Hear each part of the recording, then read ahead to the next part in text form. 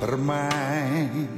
Halo Bapak Ibu, Romo, Bude, Suster, dan semua penonton Sonjo setia, penonton setia Sonjo. Ribet Pak ngomongnya Pak. Iya, Mas Ari ya, saya bilang bisa seperti itu, dan Mas Raka ya lebih enaknya seperti itu. Mas Ari, aktivitas akhir ini apa saja yang Anda lakukan ya untuk mendampingi teman-teman OMK terutama? Oh sudah ini dari tadi saya sudah ngomong tapi belum selesai. Oh iya, kamu harus sabar dulu Mas.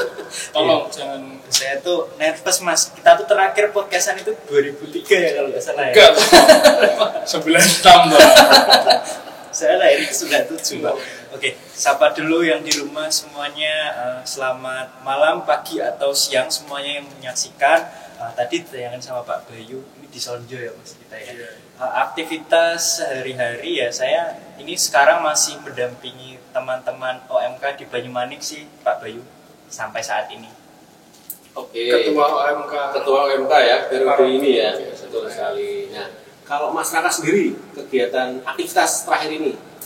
Aktivitas saya terakhir ini saya kuliah, banyak ke kampus, banyak ya itu kebanyakan kuliah, terus ya kadang ya latihan sama teman-teman ngeband Ya. gitu Ya. mengisi waktu luang. Kamu kuliah itu ya D3 keperawatan ya? Bukan. Saya kelistrikan. Bapak saya Oh masa?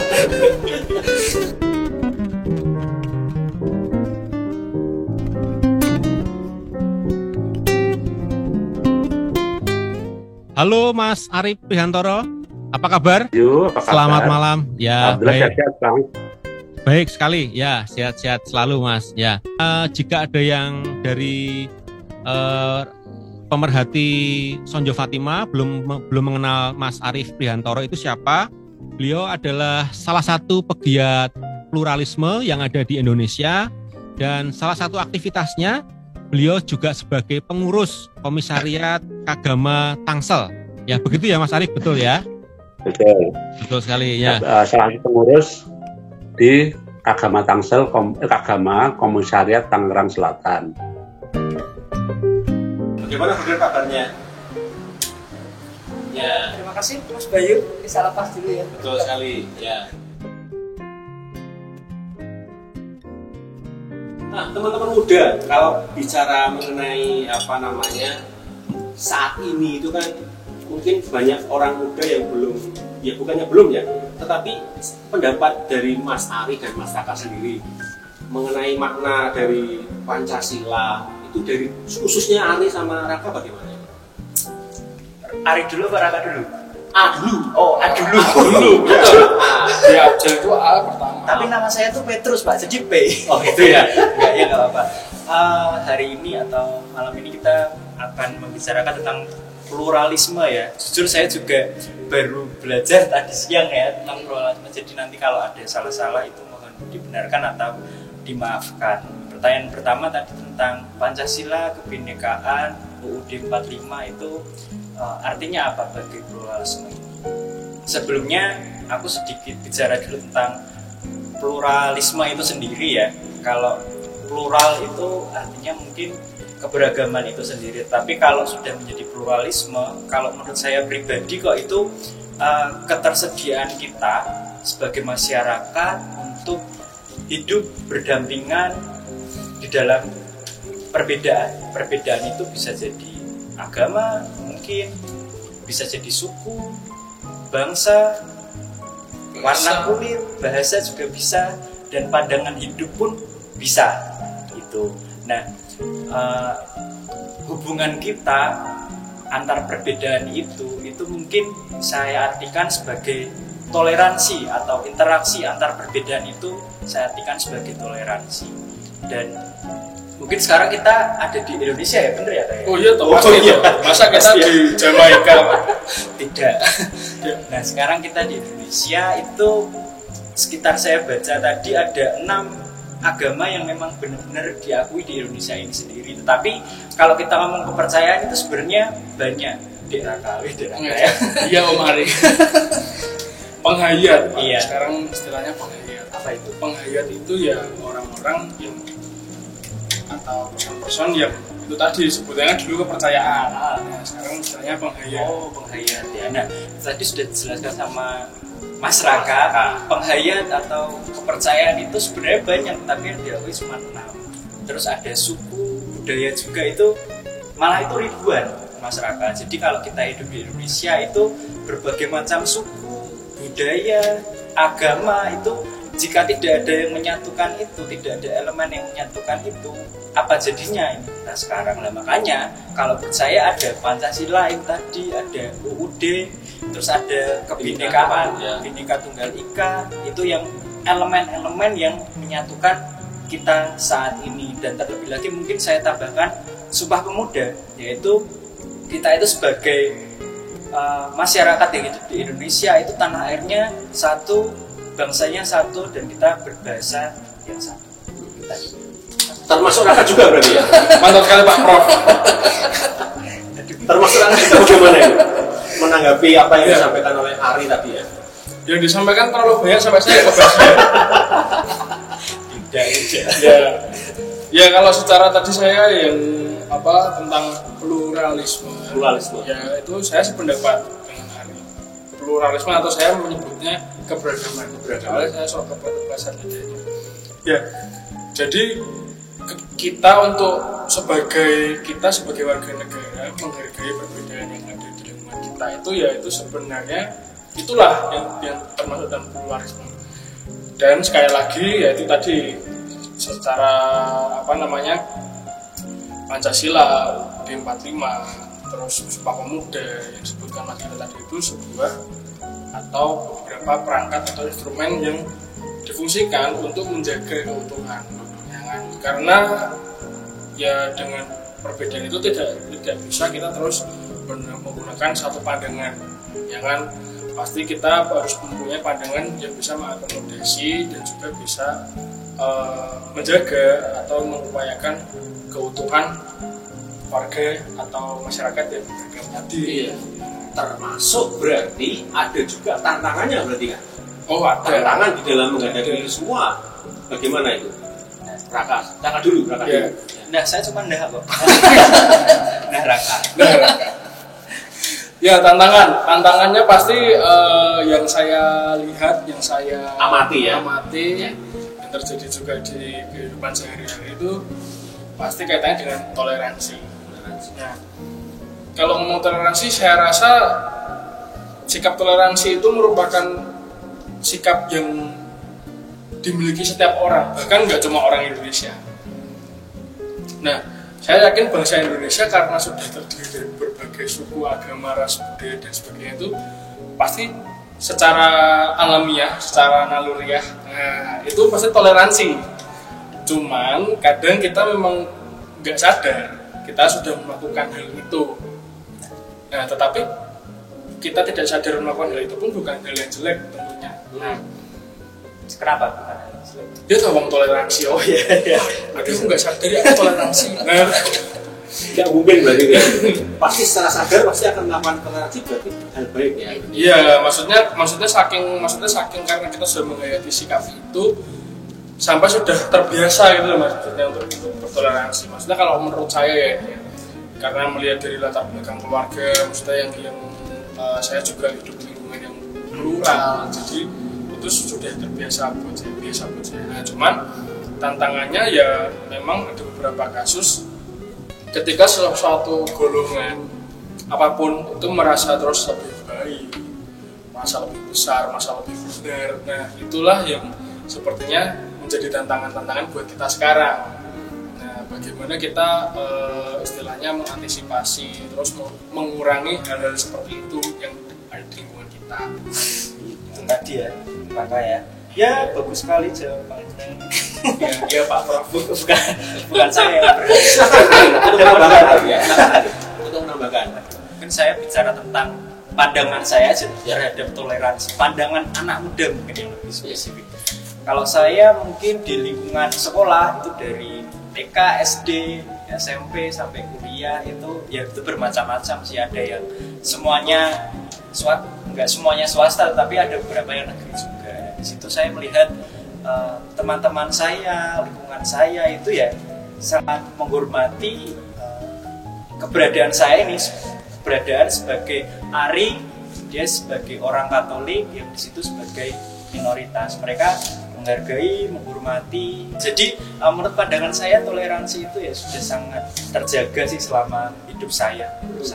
Dan selama kehidupan Ari tadi kan katakanlah beraneka ragam ya, mulai dari yang tempatnya homogen sampai yang heterogen, anggap aja plural gitu ya, seperti itu. Awal mulanya juga susah untuk masuk ke sana atau smooth gitu aja? Ya memang awal mulanya itu saya coba-coba, tapi lama-lama Sampai kayak opo ya, awalnya coba-coba. Anda penjual bakso bola sih? enggak. Bukan. Awalnya memang butuh penyesuaian sih. Jadi misal nih, saya dari SMP negeri ke SMA yang swasta, itu kan pasti dulu di negeri lengan saya panjang-panjang kayak gini, terus celananya juga panjang-panjang seperti itu. Ternyata setelah saya masuk di swasta itu ada beberapa penyesuaian, yaitu cara berpakaian seperti itu, terus kebiasaan untuk doa pagi sebelum memulai pelajaran seperti itu. Dan kalau Jumat ya tetap pelajaran. Biasanya kalau Jumat itu kosong masalah. Nah, ya. Paling cuma pagi sampai jam 11. Jam 11 Kalau di negeri. Seperti itu mungkin. Iya. Dan Raka pun juga ada pengalaman. Kalau dari segi pendidikan, kebetulan memang saya dari playgroup sampai kuliah itu swasta terus. Ya, jadi mungkin hal-hal pengalaman yang dialami Ari ini mungkin tidak sebanyak pengalaman saya di sekolah tidak sebanyak atau seseru pengalamannya Ari tentang perbedaan ya. Cuman memang di Keluarga, tapi Raka menyebutkan keluarganya termasuk plural kan? ya, kalau keluarga ya plural dari segi agama. Kalau suku pasti sama lah, cuman dari agama plural. Nah, kembali lagi ke latar belakang pendidikan, ya meskipun saya di sekolah swasta, sekolah Katolik di SMP Muda Luhur, itu pun juga nggak semuanya terus Katolik. Ada juga teman-teman Kristen, teman-teman Muslim, bahkan Hindu ada, Buddha pun ada. Nah, kita ya santai aja, maksudnya malah memang karena ya masih sekolah ya, jadi kadang nggak terus ngomong tentang agama gimana tuh kok gini gitu, nggak ada sih. Kita ya berteman ya seru-seru aja gitu.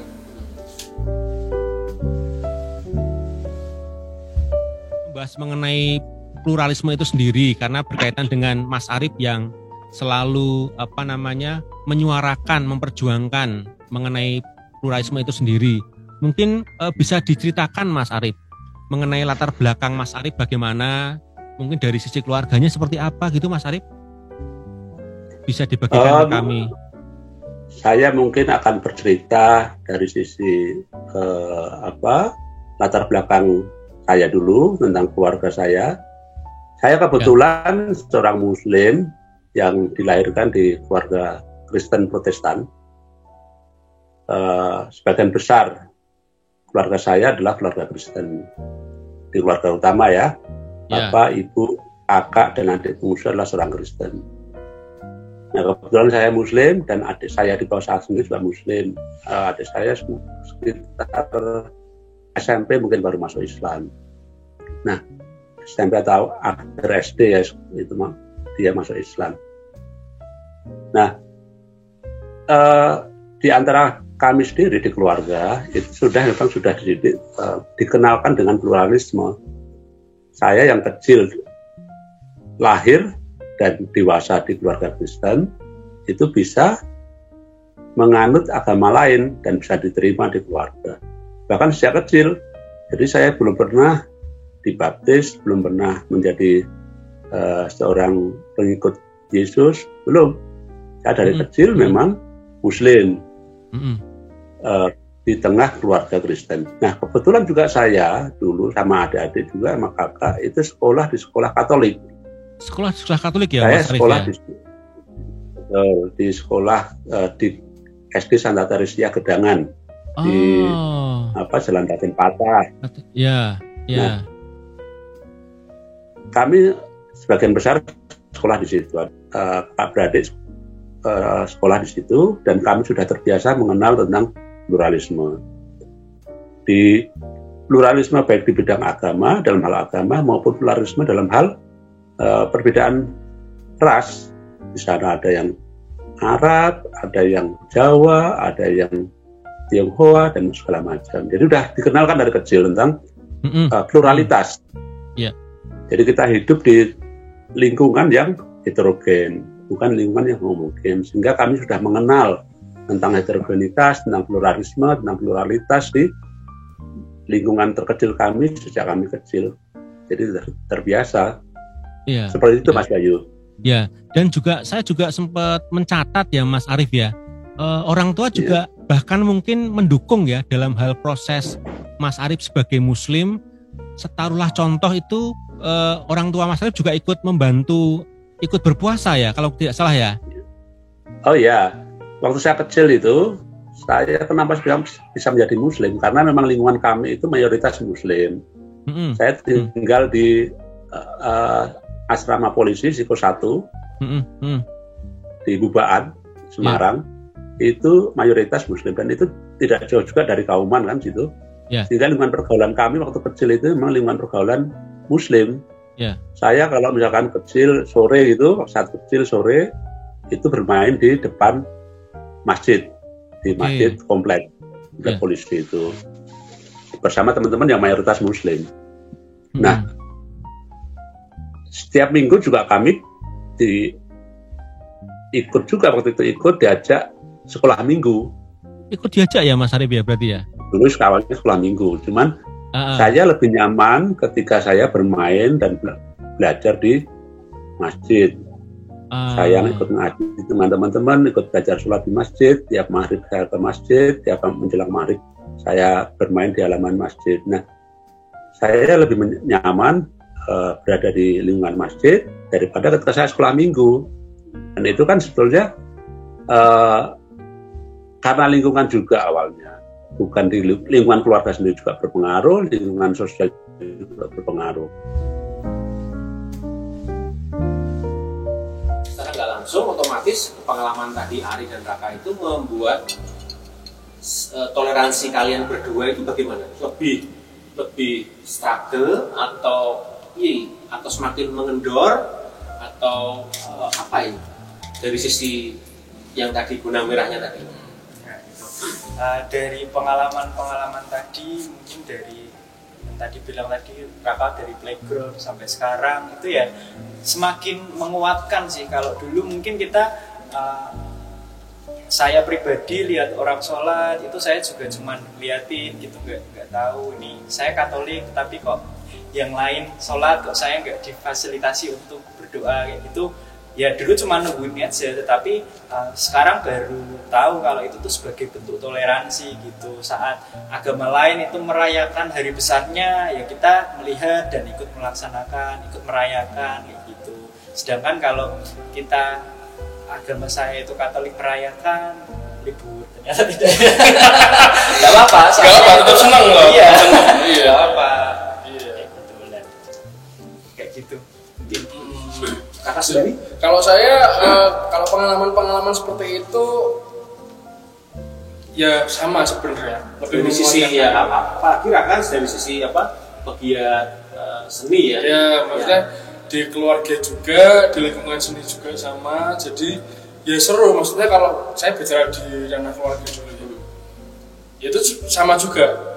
Di keluarga saya dari ibu mayoritas Muslim. Terus dari semua anaknya Mbah itu cuma keluarga saya yang Katolik.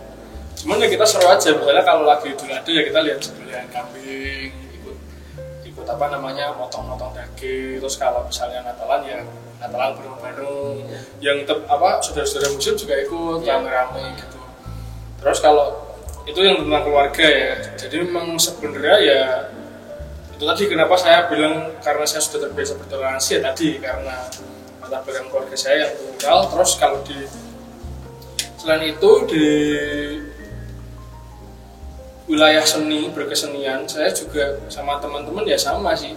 Kalau kita sudah ngeband ya udah nggak ada terus beda agama terus ngomongin ya udah kita jadi satu ya. Karena ya maksudnya kita bermusik ya udah bahasa kita musik gitu istilahnya kayak kalau kalau berkesenian. Iya, artinya dengan bahasa yang sama, notasi yang sama, kira jadi satu. Masalah lebih dari itu juga kita kan juga masyarakat yang punya Pancasila kan, yang punya ketuhanan yang Maha Esa dan lain-lainnya itu persatuan Indonesia. Jadi ya udahlah, mesti kalau buat saya nggak perlu lah, mesti beda-bedain juga.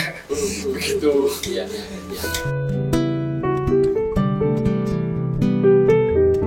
Mas Arif merasa bersyukur ya dengan adanya pengalaman yang Mas Arif alami, karena belum tentu ya Mas Arif semua orang itu mengalami yang Mas Arif alami loh. Bisa juga kan? Oh iya. Ya. Betul. Memang di kita sendiri di di lingkungan kita sendiri banyak kita temui, misalkan salah satu anggota keluarga yang berbeda iman, kemudian mereka disingkirkan atau dijauhin oleh keluarga yang lain. Itu kita sadari lah, ada seperti itu. Tapi kalau kita melihat tradisi Jawa, pada umumnya tradisi Jawa itu tradisi yang menerima tradisi-tradisi baru, masukan-masukan baru, kebiasaan-kebiasaan baru. Karena filosofi Jawa yang memang terbuka. Betul, ya betul sekali. Ya kan? Ya. Contohnya zaman Majapahit, zaman Mataram, itu mereka terbuka menerima agama yang berbeda dengan agama mainstream. Zaman Majapahit, kita tahu, Hindu Siwa agamanya. Zaman Mataram kuno, Hindu Siwa agamanya. Zaman Majapahit bisa terima kedatangan Islam, bisa keterima. Kemudian banjir kedatangan misionaris Kristen untuk mengenalkan di tanah Jawa. Nah, keterbukaan tradisi Jawa ini menerima kedatangan tradisi luar termasuk untuk akulturasi dengan Jawa itu sudah mengakar di tradisi Jawa sendiri, sehingga bukan hal yang aneh ketika sebagian masyarakat Jawa itu bisa menerima perbedaan di lingkungan sosial terkecilnya. Contoh di kami sendiri, orang tua kami Kristen, kakek nenek saya kami itu Muslim. Dan mereka tidak kemudian menarik garis batas antara ini keluargaku yang Muslim, ini keluargaku yang Kristen, ini keluargaku yang Hindu. Enggak, mereka tetap guyub rukun orang Jawa itu, meskipun beda iman ya, atau beda ras, mungkin ada keluarganya yang menikah dengan ras yang lain, tetapi memang tidak semuanya. Ada hal-hal yang memang kemudian menjadi ingatan sejarah yang membatasi mereka, membatasi umat orang Jawa itu relaktan dengan ras yang lain. Itu juga kejadian. Tapi bahwa prinsip umum filosofi Jawa itu bisa menerima perbedaan. Itu yang kemudian terjadi di kita. Ya, kami bersyukur, Pak. Kami bersyukur bahwa keistimewaan seperti ini tidak semua orang bisa menikmati, menjadi anugerah buat masing-masing orang. Ada juga yang memang kemudian tersingkirkan, ya, kemudian dikucilkan, ada seperti itu juga. Di Jawa juga ada. Tapi umumnya kita melihat banyak orang Jawa yang satu keluarga itu beda-beda iman umum. Karena sejak zaman sejarah Majapahit, sejak zaman sejarah Hindu Siwa, itu sudah umum. Di keluarga itu beda-beda agama, ada yang Hindu, ada yang Islam, ada yang Kristen, sudah umum. Jadi bukan hal yang aneh sebetulnya. Tapi baik bagi orang di luar Jawa, dari suku-suku di luar Jawa, itu masih agak heran, kok bisa kamu sebagai Muslim lahir di keluarga Kristen dan besar, dewasa di keluarga Kristen, dan tidak ada relaktansi di keluarga Anda. Banyak yang memang bertanyakan seperti itu. Buat kami sih nggak heran sih, karena memang setiap tradisi kan punya punya setiap wilayah itu punya tradisinya sendiri-sendiri ya. Iya. Jadi saya juga nggak heran. Demikian Mas Bayu. Ya, oke. Mengenai pluralisme sudah ada sejak dahulu, mulai dari mereka masuk ke dalam segi agamanya, kemudian dari budaya, dan bahkan mereka bisa menerima suatu ras yang lain ya, berarti ya Mas Mas Arief ya. Ya, Betul sekali ya. pada dasarnya kan kita dari zaman Majapahit kita Bhinneka Tunggal Ika kan Mas. Jadi Ya. bukan yang baru kan sebetulnya. Cuman akhir-akhir ini saja kita selalu lupa dengan akar tradisi kita yang Bhinneka Tunggal Ika ini.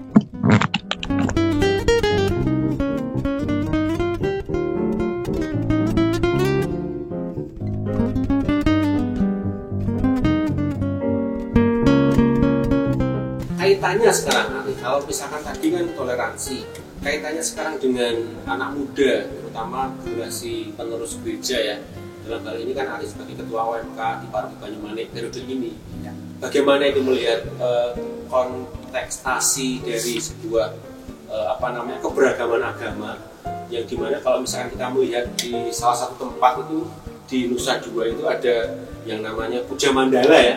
Puja Mandala di mana? Ya. Pernah loh, kita dulu pernah studi tour ke sana loh, Pak. SMA ya, kelas SMA kelas 2. Iya. Itu kan tempatnya luar biasa bagi kita kan luar biasa. Di mana ada satu tempat terus memiliki tempat ibadah 5 tempat ibadah yang jadi satu. Ya. Mana itu Arief? Itu tadi ya Puja Mandala Nusa Dua Bali. Itu kalau menurut aku dulu kita pernah ke sana ya, SMA kelas 2 itu. Di sana ada gereja juga, gereja Katolik Bunda Maria segala macam. Aku catat biar nggak salah. Nah gitu. Ya mungkin itu karena ada 5 tempat agama di situ, dan itu agak kebetulan ya letaknya di Bali ya, tempat orang berwisata. Mungkin awalnya di sana untuk memfasilitasi wisatawan yang ingin berdoa di sana, maksudnya untuk menunaikan ibadah di sana. Sedangkan ya kalau kita study tour itu misalnya kita mewakili SMA mana itu misalnya ya kan. Ya enggak mewakili. Oh Kita iya. mahasiswa SMA sana. Kamu mau study tour apa mau lomba, Pak?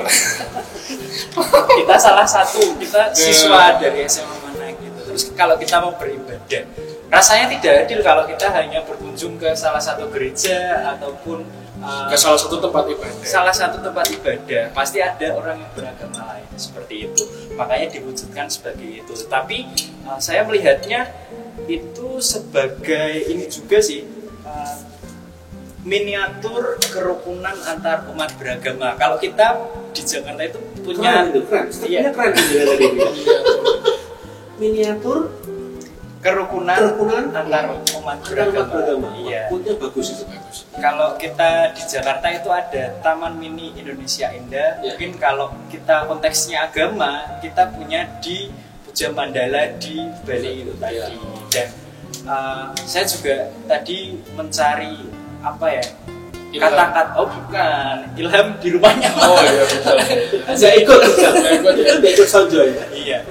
Tentang toleransi atau tentang keberagaman itu. Jadi ini Raka, ini perlu kamu. Oh iya. Saya catat ini, Pak. Oh nggak usah. Enggak usah. Jadi kamu saya kasih aja.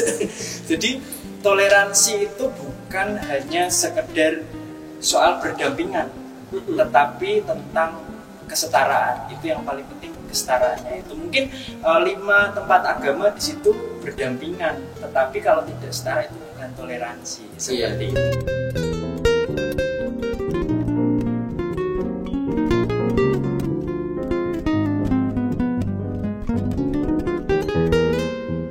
Juga mendapatkan hambatannya Mas Arief, tantangannya atau mungkin seperti apa? Sering, terutama saya kemudian lebih banyak bergerak di medsos kan, meskipun di tindakan real juga kita lakukan. Nanti saya bisa cerita tentang tindakan real. Ya. Di medsos ini sering saya melakukan edukasi tentang semangat toleransi. Semangat melawan terhadap sikap-sikap intoleran. Itu sering saya menulis thread tentang hal itu. Ketika ada sikap-sikap intoleran, kemudian saya menulis untuk bersikap atas tindakan dengan intoleran seperti itu. Nah, pada umumnya saya menulisnya dalam bentuk tulisan satir, atau kalau orang Jawa menyebutnya pasemon ya. Pasemon ya. Sindiran. Misalkan kita mau bilang si A cantik, kita bilang si A jelek. Padahal Jelek. sebenarnya kita mau memuji dia kan, atau kita Iya. mau menjelekkan dia, kita memuji-muji dia. Itu kan sebenarnya pasimonan.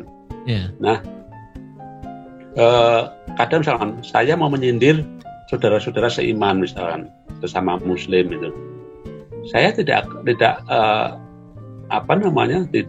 frontal menyindirnya, tidak direct, tapi saya melakukannya dengan bentuk tulisan sindiran, bahasa sindiran. Misalkan kebetulan saya waktu itu kenal dengan Romo Mariono. Romo Mariono dari pemuka gereja Gedangan ya. Iya. Beliau sahabat baik saya, beliau itu sudah almarhum sekarang. Iya. Nah, saya dengan Romo Mariono sering bermain role playing. Seolah-olah saya menjelek-jelekan Katolik, tapi sebetulnya saya sedang menyindir umat Islam sendiri. Iya. Nah, sama juga Romo Mariono juga gitu, seolah menjelek-jelekan saya, menyindir saya, tapi sebetulnya beliau sedang menyindir umat Katolik sendiri. Itu yang sering kita lakukan. Iya. Jadi kita nggak menyerang langsung misalkan pada si A, enggak.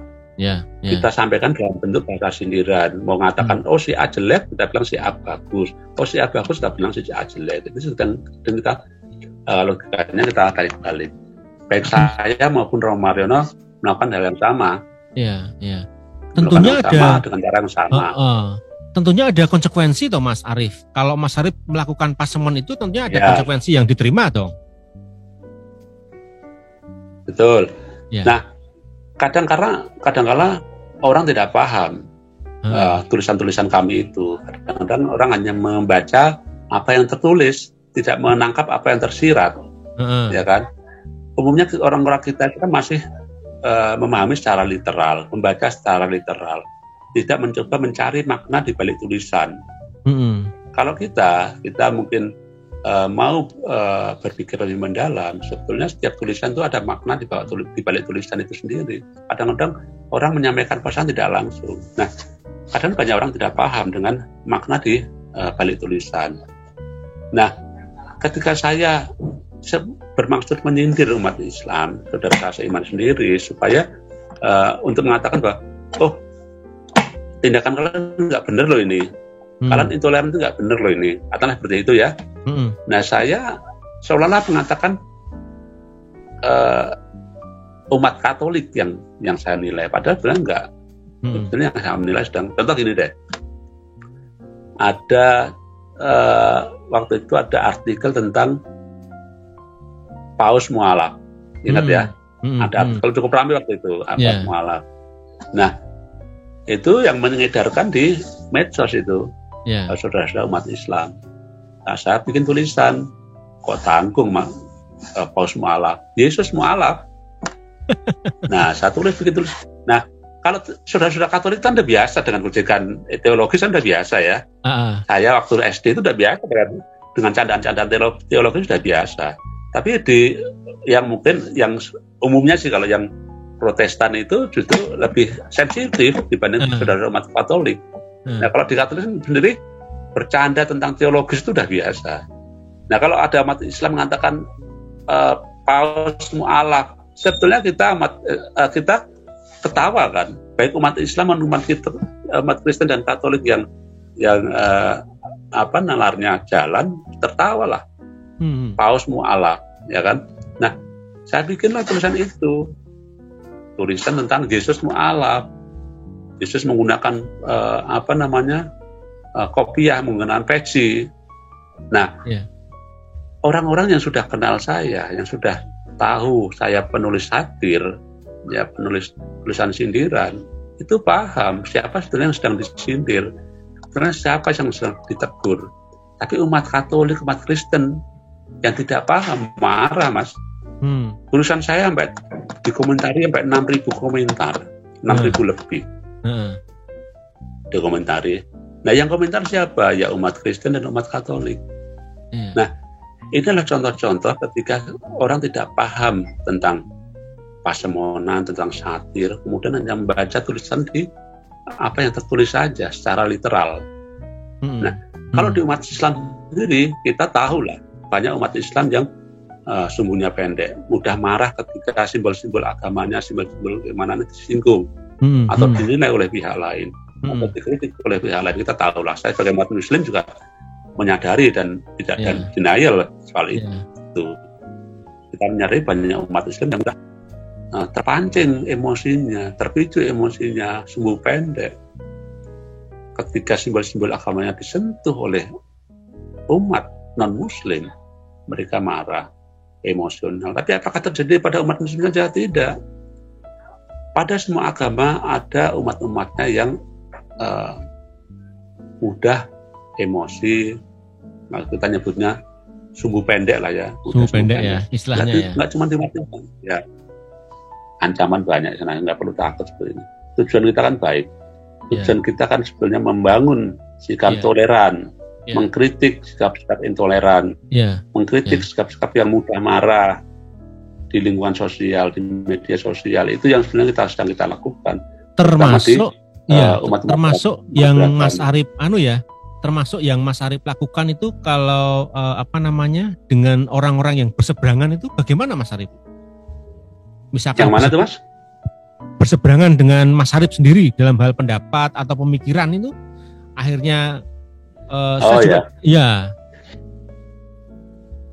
Kalau soal tentang pemikiran yang berseberangan itu, kalau kita mau diskusi, mau debat, kita harus siap dengan pikiran terbuka dulu.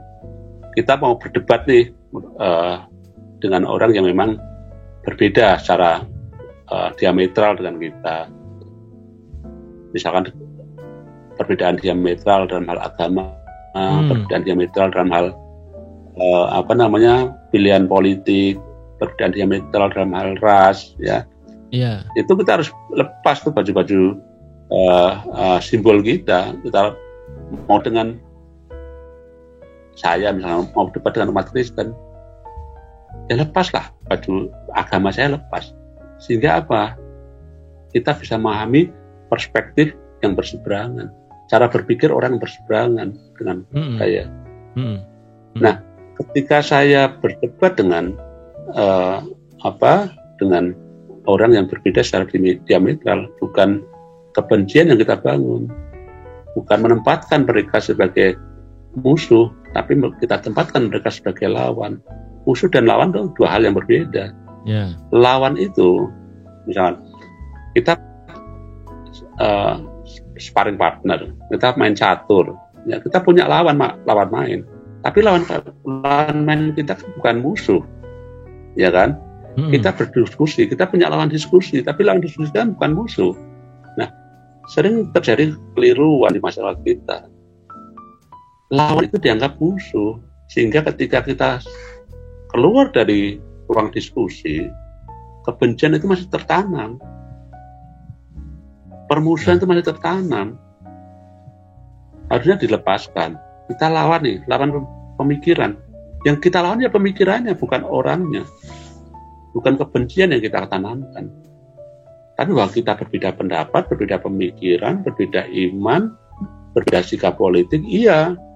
Tapi itu kan bukan orangnya.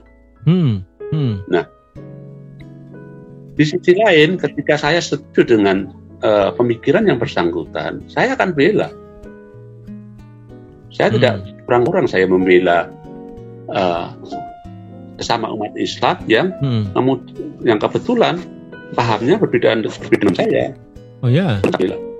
Saya bukan sekali dua kali membela pemikiran umat Kristen terhadap kritikan-kritikan umat Islam, bukan sekali dua kali. Saya berkali-kali membela pemikiran umat Hindu, umat Katolik terhadap, atau dalam tanda petik, serangan sama saudara kami umat Islam. Saya bilang semampu saya. Kalau kita pembelaan dalam hal diskusi, ya kita paparkan argumen-argumen kita dalam diskusi tersebut, membela baik meskipun saya Muslim, ketika saya sepakat dengan perspektif umat Kristen, umat Katolik, umat Hindu, ya saya bela itu. Sebaliknya, ketika saya melihat ada nilai-nilai positif dari umat Islam, ya saya bela di situ ketika mendapat serangan dari saudara-saudara kita umat agama lain. Itu sama. Contoh gini deh, Di umat Kristen sendiri itu kan kadang-kadang bukan Kristen lah, umat agama lain di non Muslim itu sering melakukan generalisasi terhadap katok cingkrang, dahi hitam itu kan, jenggot panjang, digeneralisasi. Mereka generalisasi sebagai kelompok radikal, kelompok ekstrim, padahal belum tentu. Banyak juga saudara kita Muslim itu yang mengenakan simbol-simbol agama kuat, tapi justru mereka kelompok yang toleran. Mereka sering memberikan label pada umat Islam yang pakai katok cingkrang, jidat hitam, ya, jenggotnya panjang. Wah, ini pasti radikal, ini pasti oposisi pemerintah, itu mesti orang yang suka melawan pemerintah. Ini labelisasi yang keliru, Mas. Banyak juga kelompok-kelompok Islam itu yang katok cingkrang itu justru mengharamkan melawan pemerintah.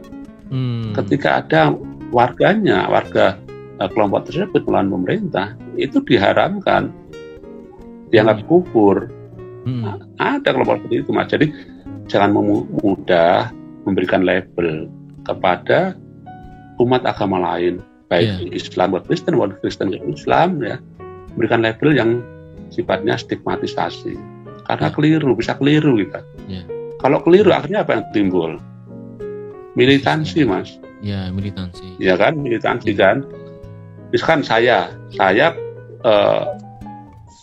umat Islam yang penganut katok cingkrang misalkan, dahinya hitam, ya, jenggotnya panjang. Saya selama ini jenggotnya panjang. Saya selama ini membela toleransi loh. Misalkan seperti itu ya. Saya mendukung toleransi. Saya mendukung pemerintah, tidak melawan pemerintah.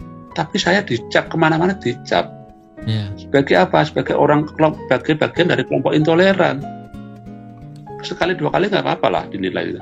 Tapi kalau setiap kita ngomong kemudian diserang, dikasih stigma saya orang intoleran, nah itu kan lama-lama saya gerah juga, ya kan? Akhirnya orang-orang seperti itu akan menjadi bergeser. Tadinya orang yang toleran menjadi intoleran. Tadinya awalnya orang dengan intoleran tidak terlalu banyak, karena bertambah-tambah terus. Artinya apa? Semakin banyak orang militan menjadi intoleran. Nah, stigma itu berbahaya. Kembali seperti kasusnya Cina dulu, Cina Solo. Stigma itu berbahaya. Hoax itu berbahaya, penilaian yang keliru itu berbahaya. Karena bisa menjadi chaos. Memberi stigma itu juga keliru. Umat Islam memberi stigma kepada umat Kristen, sebaliknya umat Kristen berikan stigma pada umat Islam, itu bisa berbahaya. Kemarin saya sempat berdebat soal bagaimana ada teman menilai umat Katolik, umat Kristen itu tentang paham Trinitas, paham Trinitas yang diimani umat Kristen. Saya tanya balik ke teman-teman Muslim ini, apa yang kalian pahami tentang paham Trinitas? Pernahkah kalian belajar paham Trinitas yang diimani oleh umat Kristen? Tidak jawab mereka, tidak paham, tidak mengenal, tidak pernah membaca. Padahal sebetulnya umumnya umat Islam itu kan memberi label bahwa umat Kristen Katolik menyembah 3 Tuhan, kan begitu kan? Benar nggak, Mas? Iya, betul, ya kan? Mas Arif. Itu kan label yang sering disematkan oleh umat Islam karena ketidakpahamannya, disematkan pada umat Kristen, umat Katolik sebagai umat penyembah 3 Tuhan. Karena hanya memahami secara literal Trinitas. Trinitas dimaknai sebagai 3 Tuhan, ya kan? Saya balik ke mereka, kalian paham nggak tentang Manunggaling Kawula Gusti? Mereka ngerti tentang Manunggaling Kawula Gusti. Nah, kenapa pemikiran Manunggaling Kawula Gusti tidak kalian lihat dalam perspektif Kristen atau Katolik? Bukan 3 Tuhan, tapi manunggaling Tuhan dengan umatnya, dengan Yesus, atau kita nyebutnya Isa kalau dengan Islam. Kenapa kalian tidak berpikir seperti itu? Kenapa kalian selalu menilai bahwa Trinitas itu 3 Tuhan, bukan manunggaling kawula Gusti dalam Islam, Sufisme. Ya, kalau kita memahami seperti itu. Ya, itu juga salah satu upaya Mas Arif juga ya, dalam hal untuk menyadarkan mereka, menyadarkan istilah saya itu menyadarkan kaum-kaum yang belum paham supaya bisa menerima perbedaan, menerima sebuah sesuatu yang kekasian dari masing-masing agama, budaya maupun ras ya. Iya. Begitu ya Mas Arif ya. Iya. Betul Mas. Ketika mereka salah memahami tentang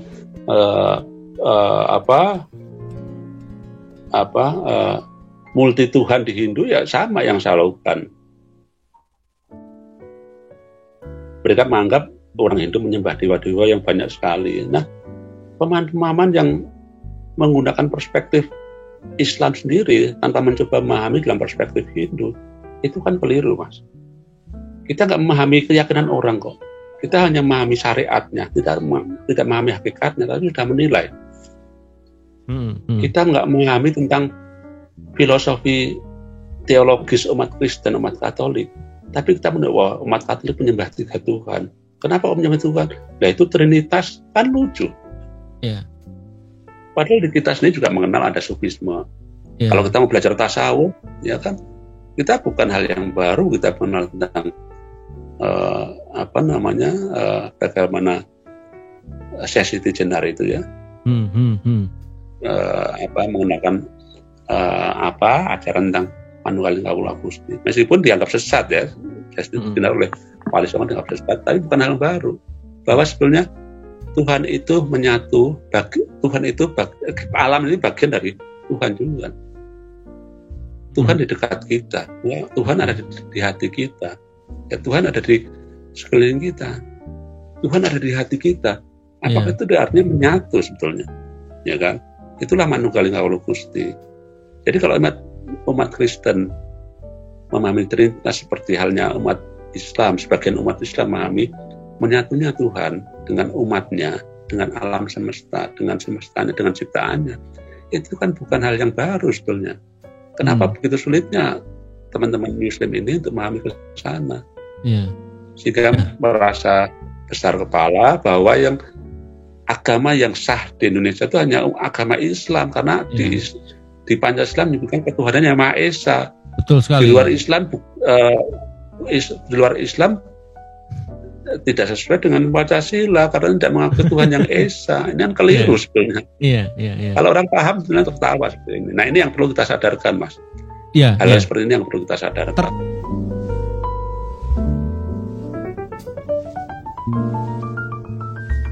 Artinya OMK pernah dong punya pengalaman seperti itu, Ari?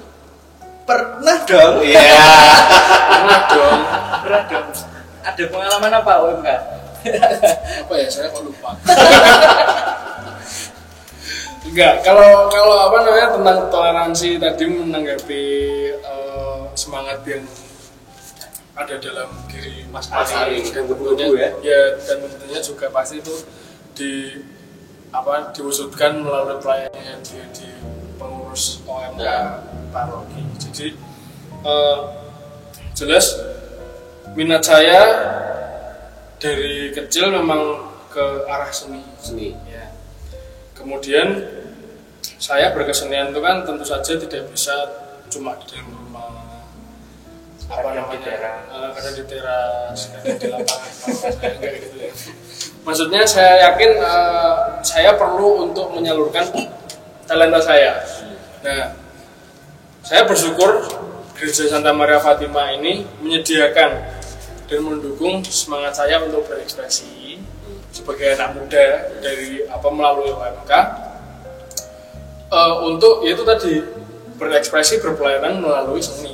Makanya maksudnya kalau dalam ini konteksnya liturgis ya saya ikut paduan suara, ikut Mazmur. Nah, kalau dalam ranah OMK saya memang gabung di Nderek Gusti yang berada juga di dalam naungannya OMK kan.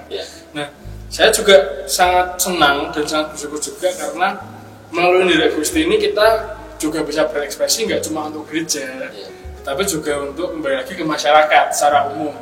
Nah, konteksnya apa, korelasinya dengan toleransi ini ya, kita dari Gusti juga sudah membuat konten-konten yang isinya untuk merawat dan menjaga spirit toleransi, terutama umat beragama.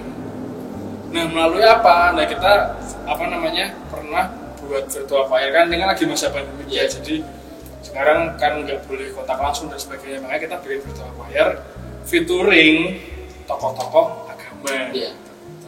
Agama apa aja? Tanggapannya mereka pada waktu ditawarkan oleh salah satu event seperti itu. Ya, saya terkejutnya, saya surprise-nya tuh Ya. dia seneng, mereka Merespon, welcome, ya mereka merespon baik, mereka senang, mereka juga menjadi antusias karena ini berarti semuanya ini Mas nanti. Ya ini kami gabung dari Romo, Ya. yang ikut tuh Romo pasti jelas Katolik, pendeta, terus ada Pak Kiai Haji, Pak Kiai Haji Taslim itu, Ya. terus ada dari Konghucu, dari Hindu dan Buddha. Jadi ada 6 tokoh agama, maksudnya pemuka-pemuka agama itu mereka sangat welcome, mereka sangat antusias untuk ikut bernyanyi bersama kita, meskipun kita bukan beragama yang sama dengan mereka, tetapi mereka sangat senang karena ya itu tadi, mereka juga berkali-kali menekankan bahwa toleransi ini sedang harus perlu kita jaga. Maksudnya bahkan beberapa dari mereka mengatakan bahwa sepertinya memang anak-anak muda ini sepertinya kurang menyadari atau kurang merawat toleransi, makanya beliau ini sangat senang ketika kita mengajak mereka untuk berkolaborasi. Itu dari Gus ya? Iya, Kalau dari OMK sendiri, Ari? Oh iya, kalau dari OMK sendiri ya, Degus ini bagian dari OMK. Betul. Iya Bapak, iya siap. Jadi mas jawabannya ya itu tadi, karena kita orang muda itu kita berkumpul karena memang ya kita satu agama, satu rentang usia, dan mungkin bisa jadi kita satu hobi yang sama. Seperti tadi dibilang Mas Raka, kita orang muda itu perlu saluran, perlu sarana untuk mengekspresikan apa yang kita bisa, apa hobi kita. Nah, jadi saya mencoba untuk memplot-plotkan mereka ini, OMK ini hobinya apa saja, lalu kalau bisa kita fasilitasi, dan kita juga terkadang kita membuat konten juga seperti yang Mas Raka bilang. Seperti kalau Mas Raka virtual choir, kalau OMK mungkin kemarin itu ada cover musik seperti itu. Udah bentuk toleransinya itu sebenarnya tanpa disadari sih dalam proses pembuatan itu proses pembuatan konten itu ada umat agama lain yang memang benar-benar dengan senang hati untuk membantu kita tanpa profit seperti itu. Nah itu beliaunya ini masuk ke gereja, tag di dalam gereja seperti itu, dan suatu kali itu kita mengikuti lomba cover ya, lomba cover Komisi Pemuda KVK. Ya, Komkep itu orang yang membantu mixing mastering ya mixing mastering itu beragama lain juga. Dan dia dengan senang hati membantu kita, dan puji Tuhan kita juga mendapatkan hasil yang maksimal. Jadi tanpa disadari seperti yang masyarakat tadi bilang. Ya, itu kan kalau dari teman-teman OMK sendiri yang di Banyumanik itu pernah kan pasti kan melakukan kegiatan toleransi di tempat ibadah lain kan? Nah, ya pernah. Jadi mumpung ini juga masih masa prapaskah, dan ini Sonjo Fatima ini kita dalam rangka menyambut Paskah. Iya betul. Paskah itu artinya Paskah itu artinya hari raya umat betul tidak? Betul. Dalam rangka kita merayakan Paskah itu kemarin OMK itu diberi difasilitasi oleh orang-orang yang peduli terhadap kita untuk diusulkan ini bagaimana kalau OMK mengadakan Gresik atau bakti sosial ke umat-umat beragama. Gresik itu apa Mas? Gresik itu pagi. Gresik itu gerakan resi. Gerakan resi yang kemarin ini sebenarnya acaranya berlanjut sih, sudah berjalan kedua kemarin sepertinya. Yang pertama itu tanggal 9 Februari kemarin di Pura Girinata, kita di sana. Pura Agung Girinata. Pura Agung Girinata. Yes, itu yang tepatnya. Tepat.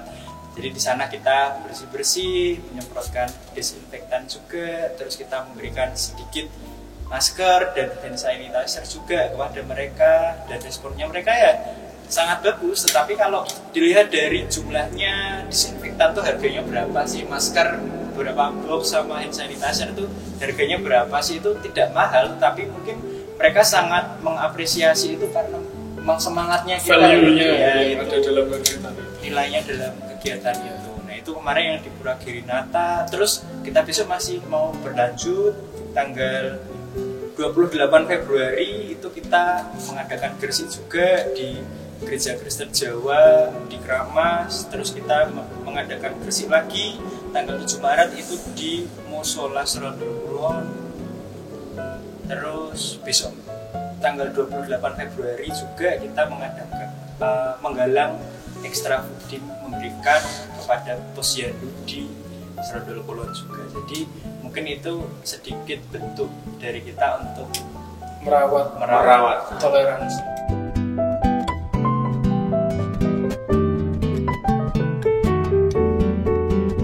Mungkin bisa diurai mengenai ketidaksadaran kolektif masyarakat Indonesia itu, Mas Arief.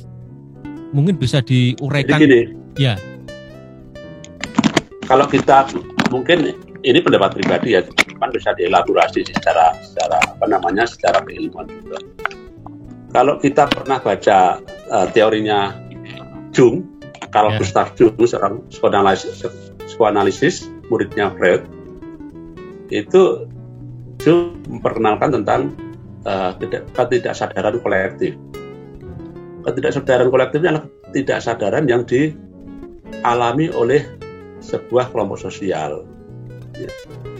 Misalnya gini, Mas Bayu takut sama ular nggak? Ya, gila Mas. Bukan takut tapi ya, jijik atau gila gitu ya. Ya. Alasannya kenapa? Gila. Ya, mungkin dari dulu ya. Nah, masyarakat umumnya kan takut sama ular. Kita takut sama kegelapan, ya kan? Yeah. Tapi kita nggak tahu kenapa kita takut sama gelap, ya? Yeah. Umumnya masyarakat itu takut sama kegelapan. Umumnya ya, kita nggak bisa melakukan generalisasi. Tapi pada umumnya seperti itu. Kalau ditanya kenapa bisa takut, banyak tidak bisa menjawab. Kenapa bisa takut sama kegelapan? Nah, ada apa di balik kegelapan itu? Kita nggak pernah tahu. Nah, ini menurut Jung itu bisa ditarik akarnya sejak zaman prasejarah, zaman di mana orang hidup di habitat yang gelap. Mereka takut ketika gelap, mereka takut ada binatang buas segala macam. Nah, itu berakar, Mas. Ya. Menjadi ingatan kolektif, menjadi ingatan primordial, sehingga orang-orang modern ini pada umumnya takut sama kegelapan. Tapi alasan penyebab takutnya apa tidak tahu. Nah, itu yang disebut oleh Jung sebagai ketidaksadaran kolektif. Itu jadi sebuah ingatan primordial, memori primordial yang sudah umurnya sudah bisa ratusan tahun, bisa puluhan tahun, itu menjadi sebuah memori yang tertanam kuat. Akarnya dari mana? Harus ditarik. Penyebabnya apa? Harus ditarik sejarahnya. Nah, dalam kasus ini, contoh misalkan dalam prakteknya dalam beragama, ini juga Jung juga menyebutkan ketidaksadaran kolektif terkait dengan agama. Dan ras juga ya Mas, antara Mas Islam ya? dan Kristen. Ya. Kenapa? Termasuk juga dengan agama, ras dan budaya juga ya berarti ya? Ya, agama, ras segala macam. Saya kasih contoh tentang agama. Kita Islam dan Kristen itu punya akar sejarah perang yang cukup lama. Kita ingat perang salib, ya kan? Di Eropa itu perang yang memakan waktu cukup lama, korban juga cukup besar dalam sejarah. Ya. itu perang yang menjadi catatan sejarah dan menjadi ingatan masing-masing umat baik Kristen maupun Islam. Kita sebut sebenarnya lebih tepatnya Katolik ya, bukan Kristen ya. Sejarah antara Katolik dengan Islam itu di perang salib. Nah, kalau kita lihat sendiri perang salib itu kan sebetulnya lebih ke perebutan wilayah lah ya, perebutan kekuasaan, kita lebih arah ke sana. Meskipun juga perebutan pengaruh keimanan, iya kita akuin seperti itu. Tapi kita tidak bisa menutup mata juga di situ ada perebutan wilayah juga antara pemimpin wilayah Katolik dan pemimpin wilayah Islam. Nah, tapi kemudian ditarik menjadi sentimen agama, perang agama. Nah, karena perangnya memang antara Islam dengan Katolik, sehingga menjadi kita kenal dengan perang salib. Nah, perang salib ini itu traumanya itu tidak cukup hilang dalam 1-2 tahun. Sampai berabad-abad trauma perang salib ini tidak hilang. Kebencian, permusuhan antara umat Islam dengan umat Katolik dan kemudian sekarang bergeser ke umat Kristen pada umumnya, itu bisa ditarik akar jarnya dari sana. Kita umat Islam dan umat Kristen selalu saling mencurigai, tidak percaya, waspada antara keduanya, saling waspada, saling mencari kelemahannya, saling mencari kejelekannya. Nah, itu kan akar sejarahnya ke sana. Nah, ini ingatan yang sebenarnya ingatan primordial. Sudah berabad-abad tapi tidak hilang-hilang. Kalau kita sekarang anak-anak muda sekarang ditanya, kenapa kamu selalu curiga dengan umat Kristen? Sebaliknya umat Kristen tanya, kenapa kalian curiga dengan umat Islam? Kenapa kalian sentimen dengan umat Kristen dan segala macam seperti itu pertanyaannya. Mereka tidak tahu akar sejarahnya. Mereka tahunya kebencian itu memang sudah kebencian agama, ya kan? Padahal sebetulnya ada sejarah traumatik yang tidak bisa dilupakan yang kemudian menjadi memori primordial.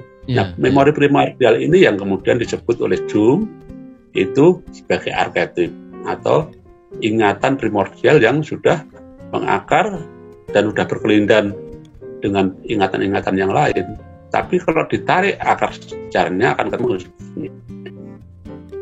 Nah, contoh sekarang kita dalam sentimen ras ya betul, suku ya kan. Orang Jawa punya sentimen, kalau saya kebetulan pada zaman saya, nggak tahu sekarang, orang-orang tua Jawa dulu itu akan sentimen terhadap suku Sunda. Jadi misalkan anak laki-laki mau menikah dengan perempuan Sunda, itu akan akan mendapat nasihat dari orang tuanya. Kenapa nggak cari suku Jawa sendiri sih? Apa nggak bisa cari yang non Sunda? Nah, ini akar sejarahnya kan bisa kita tarik. Selatan dari tanah Jawa. Ketika perseteruan antara Majapahit dengan dengan Pajajaran. Ya, nah perang yang tidak berkesudahan itu antara Majapahit dengan Pajajaran ini kan menjadi ingatan sejarah, menjadi ingatan primordial antara suku Jawa dengan suku Sunda. Dulu kan itu Raja Majapahit, saya lupa namanya, waktu mau menikah dengan putri Pajajaran itu, menimbulkan perang itu kan kemudian sentimen kesukuan menjadi kuat di situ.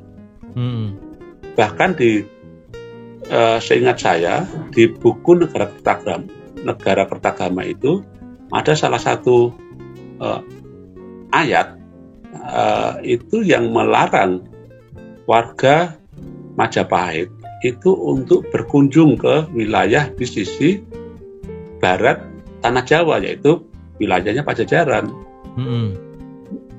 Kitab Negara Kertagama itu semacam undang-undang bagi Majapahit waktu itu. Artinya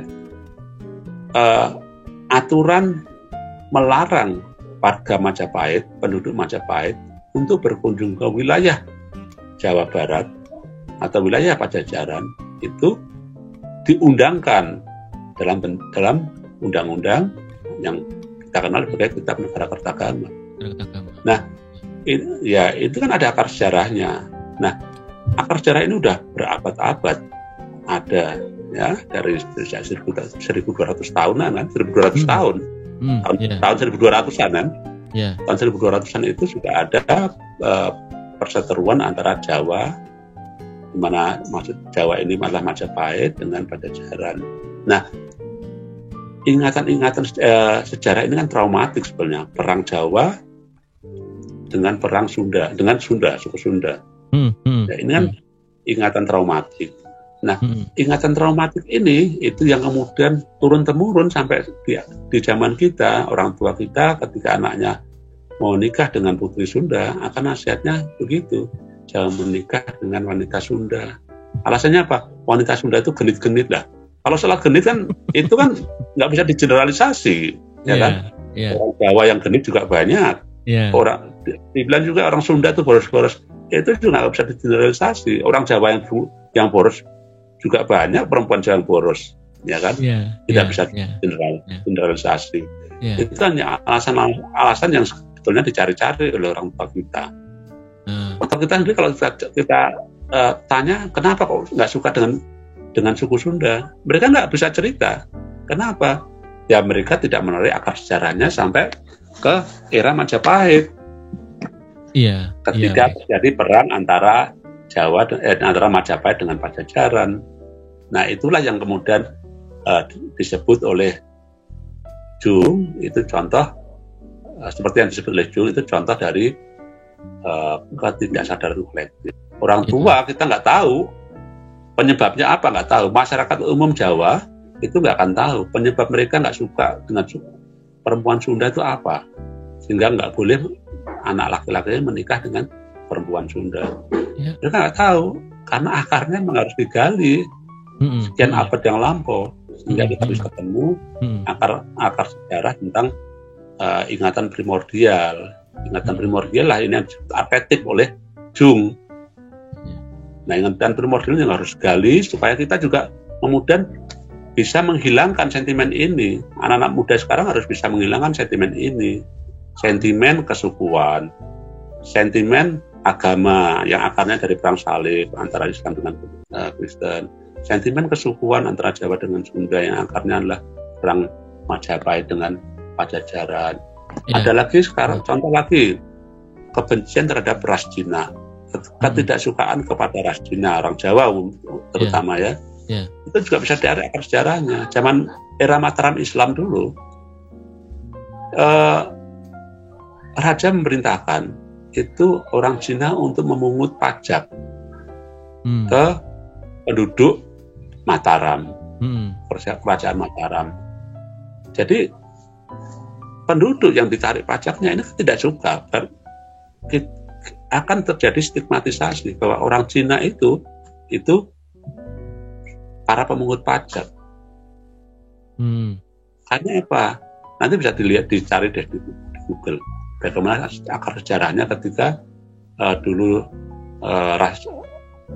keturunan Tionghoa itu ditunjuk sebagai penarik pajak di zaman Mataram Islam dulu.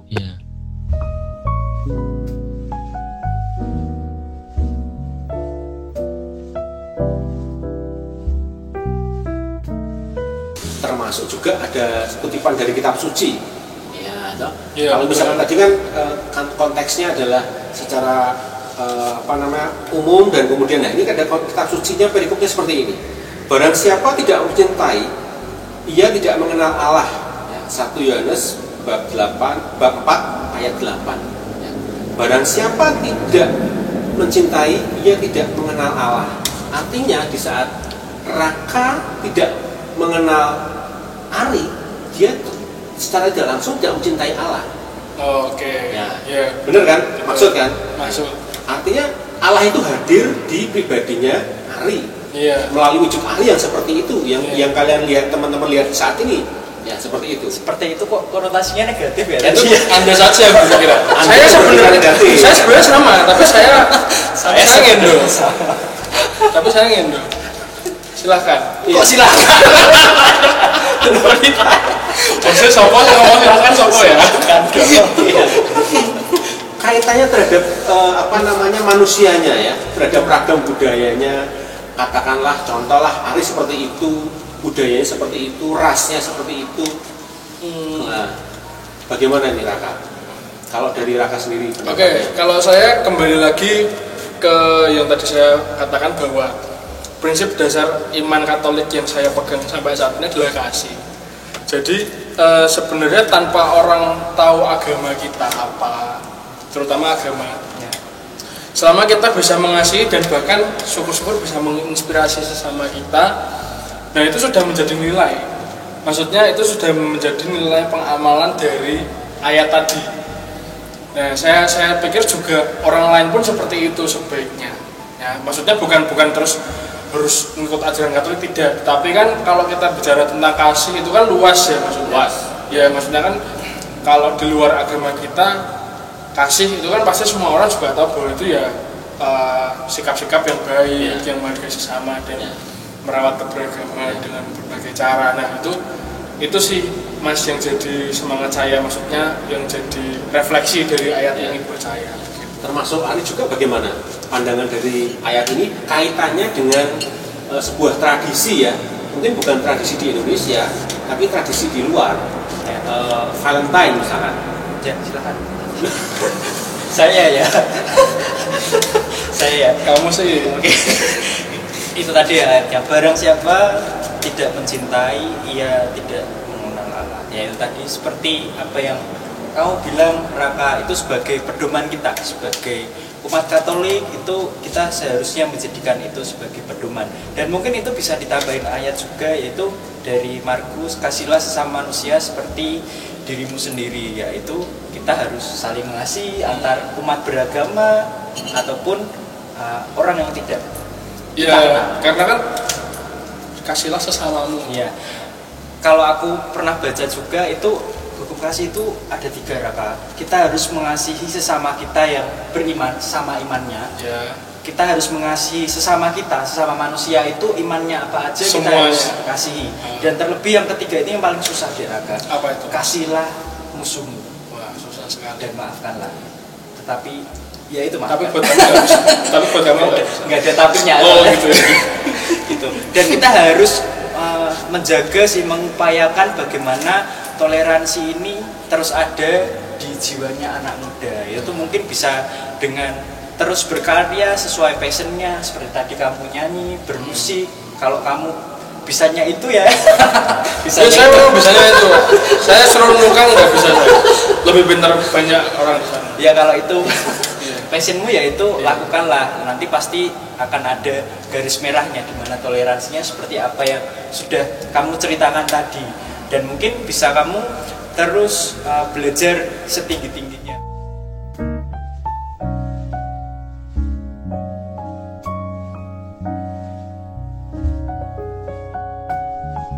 Bagaimana Bunda, kalau misalkan dilihat dari sudut pandang gereja mengenai tentang agama dan budaya itu, menurut Bunda Giovanni mungkin bisa dijelaskan ke para pendengar Sonjo Fatima. Masih Mas Bayu ya. Ini belum apa-apa, pertanyaannya langsung tentang ke gereja. Iya. Baik tentang pandangan gereja terhadap pluralisme, entah itu budaya, entah itu ras atau agama. Yang jelas dalam Konsili Vatikan kedua ya, dalam dokumen Nostra Aetate artikel 1 dan 2, itu gereja memandang bahwa setiap budaya, agama itu punya kebenaran dan kesuciannya masing-masing, dan kita harus menghormati itu. Intinya dengan kata lain bahwa kita harus menghormati perbedaan itu ya, sebab dalam agama atau budaya ada kebenaran dan keselamatan masing-masing menurut pandangan agama dan budaya yang ada. Jadi kita tidak memaksakan bahwa kita orang Katolik paling benar untuk agama yang lain, tapi bahwa kita yakin bahwa setiap agama dan budaya punya kebenaran dan keselamatannya. Selain itu juga dalam dokumen Nostra Aetate ini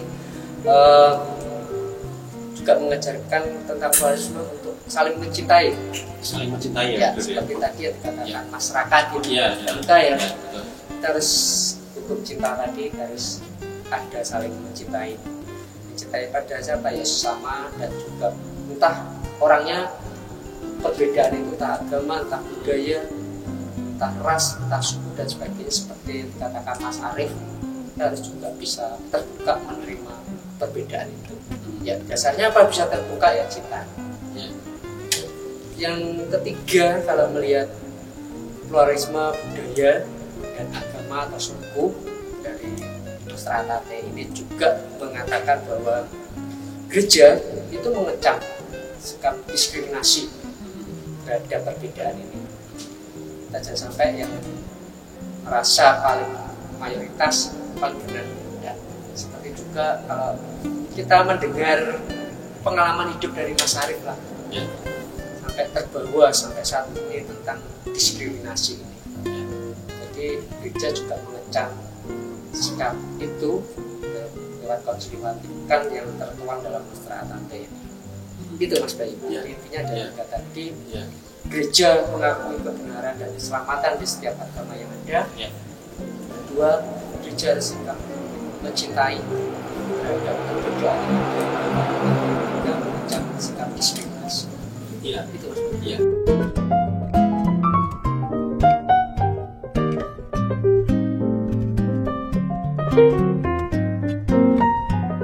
Pandangan gereja terhadap budaya dewasa saat ini juga bagaimana?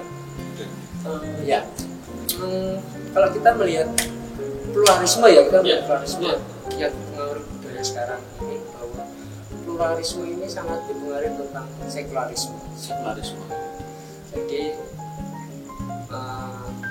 pluralisme menganggap bahwa ya mereka mau seakan-akan memisahkan urusan agama dengan dunia. Ya, agama ya jangan campur aduk. Ya. Ya, jadi kebanyakan orang sudah mulai agak menggeser mengambil pandangan ini dengan suka sekularisme ini. Ya. Kita melihat bahwa yang terpenting itu ya hal duniawi dulu.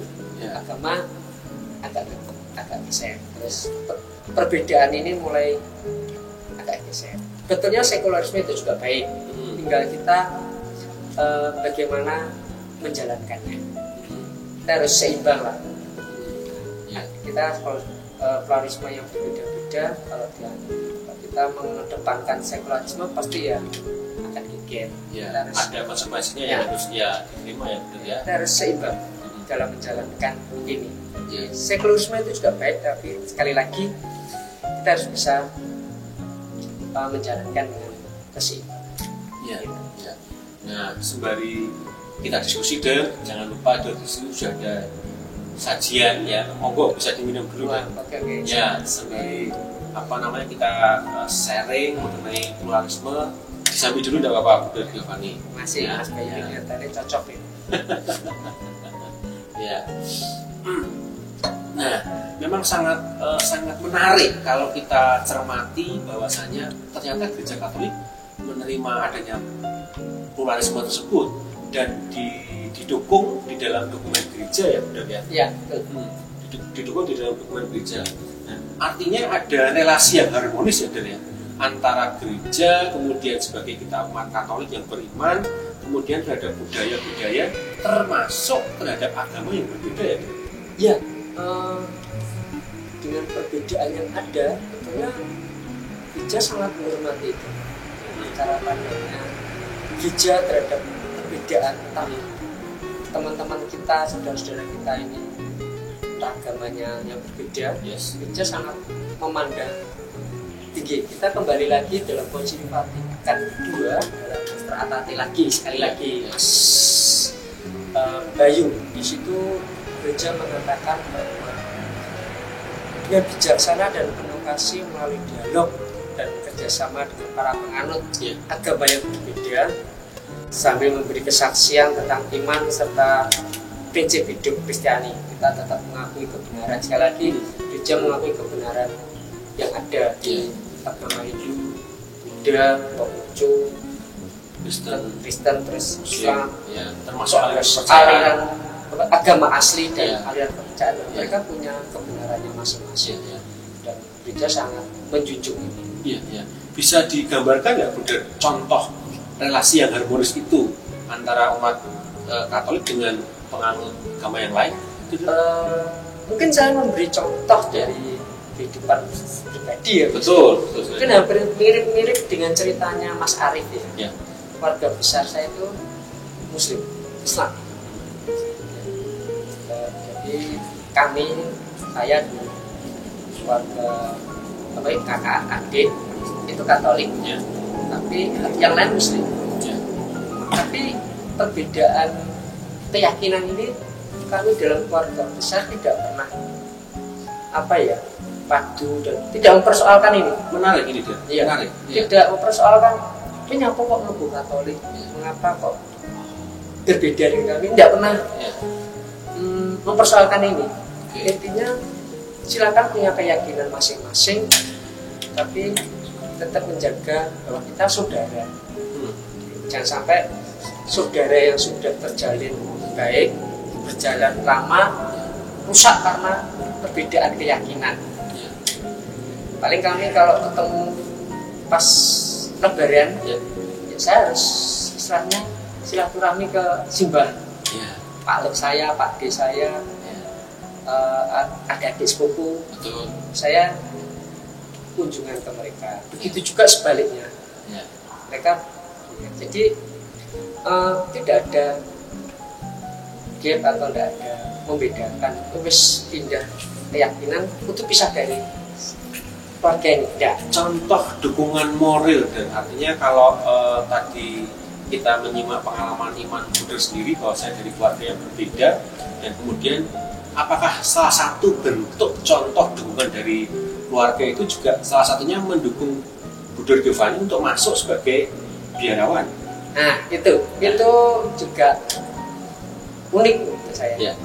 Memang Bisa dibagikan, Dan? ya, memang keluarga besar saya hidup membiara.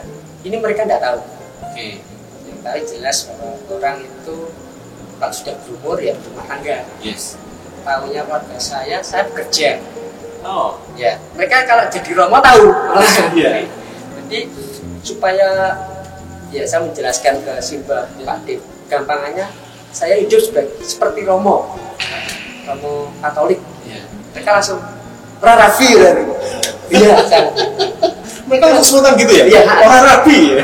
Mereka tahunya segitu. Tapi Iya. kalau saya menjelaskan Buddha, bingung mereka. Bingung.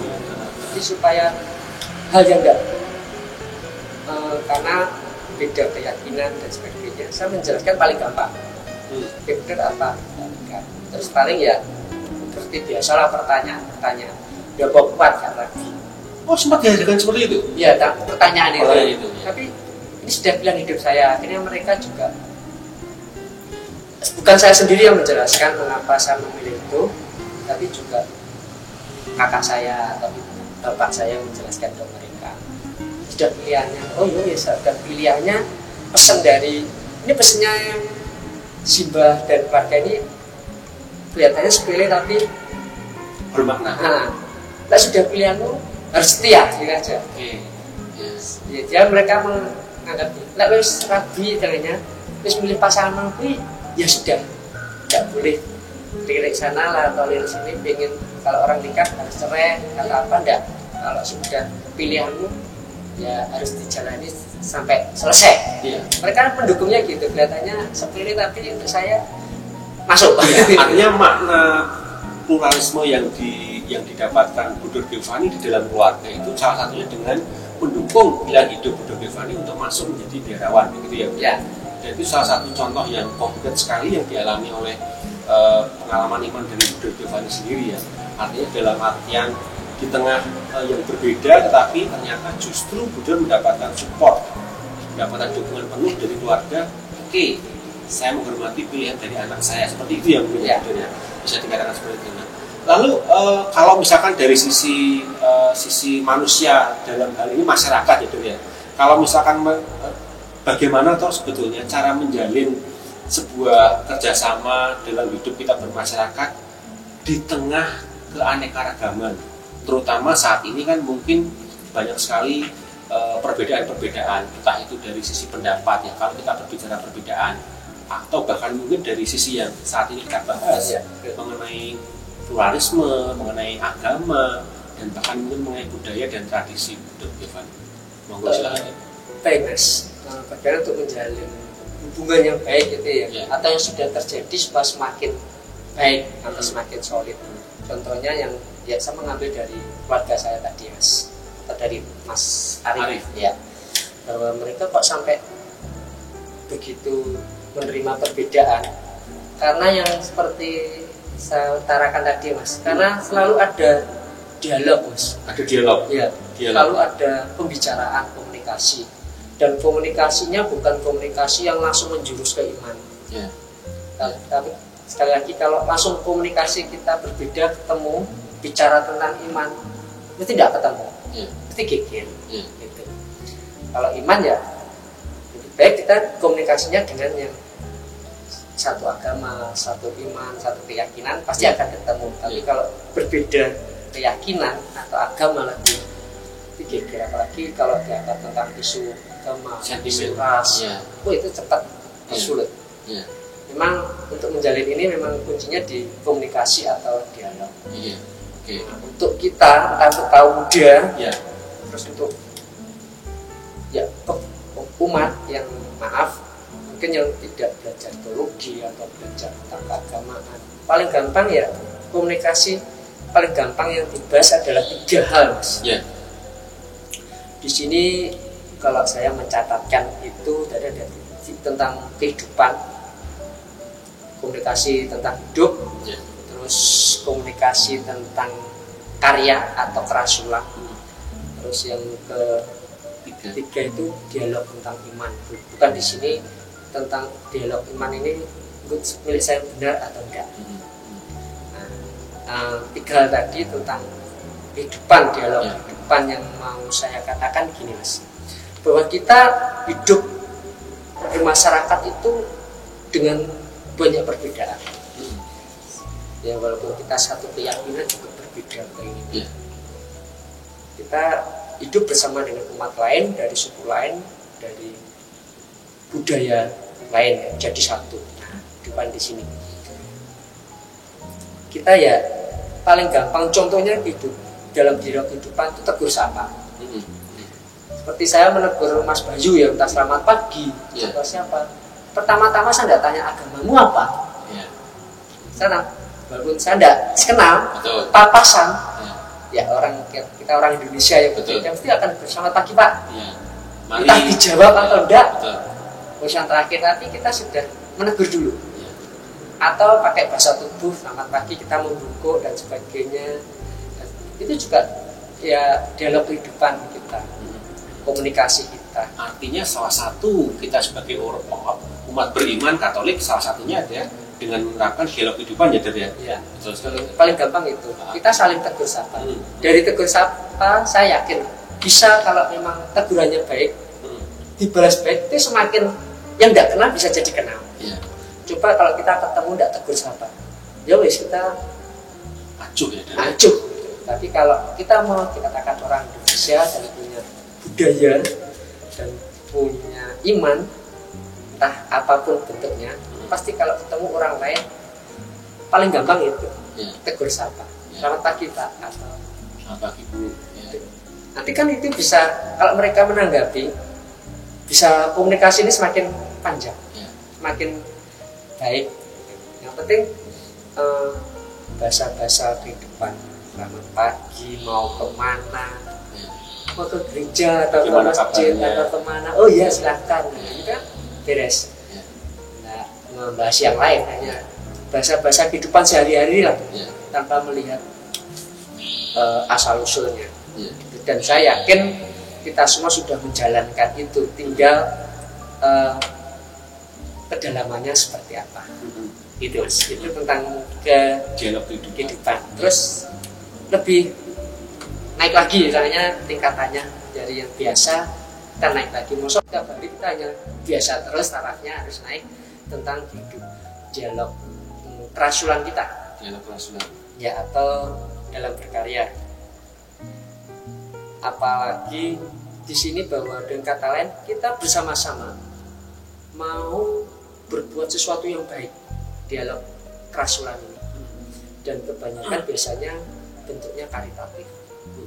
Contohnya yang saat ini nih, Semarang di hujan yang tidak berhenti-berhenti, banjir di sana sini, ya orang membantu dalam kerasulan ini. Yuk kita membantu sana. Kita pasti tidak akan bertanya agamanya apa, Budayanya apa? nah, budayanya apa, tapi mereka mengalami kesusahan nih, kita harus mau buat apa dengan mereka. Kamu bisa bantu apa?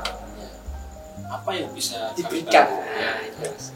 Aku soalnya beras, aku soalnya minyak, aku soalnya ngeter nih, ya tidak masalah. Walaupun dia hanya memberikan tenaga.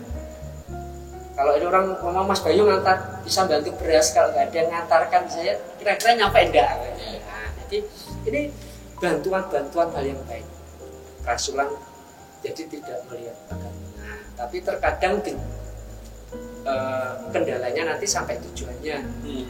Saya bantu ini terkadang orang nanya ini dari pihak mana ya?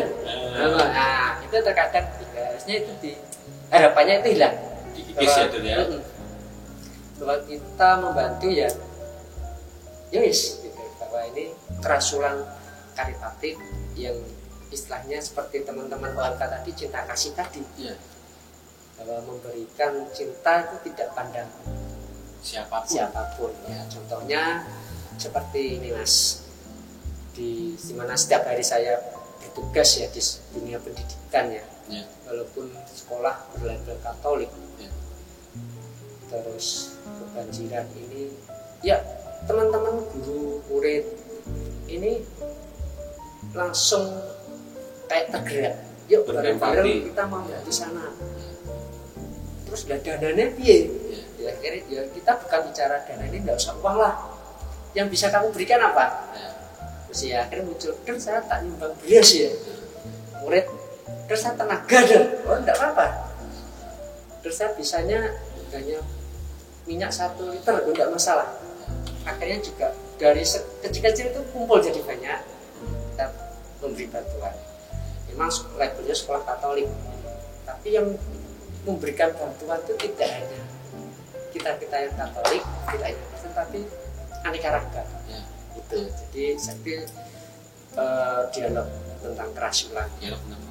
Yang lebih dalam lagi tadi yang ketiga tadi Mas, tentang dialog iman Mas. Dialog iman ya.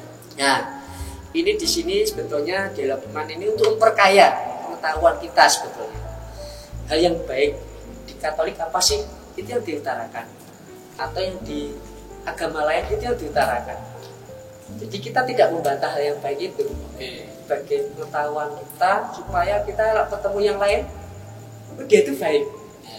Bukan hal yang jelek, yang karena kita kalau setiap yang ketemu berbeda itu konsep yang pertama itu yang berbeda itu jelek. Padahal tidak. Tidak. Makanya dialog tentang iman itu kita mau mendengar hal yang baik teman-temanku yang berbeda itu apa sih?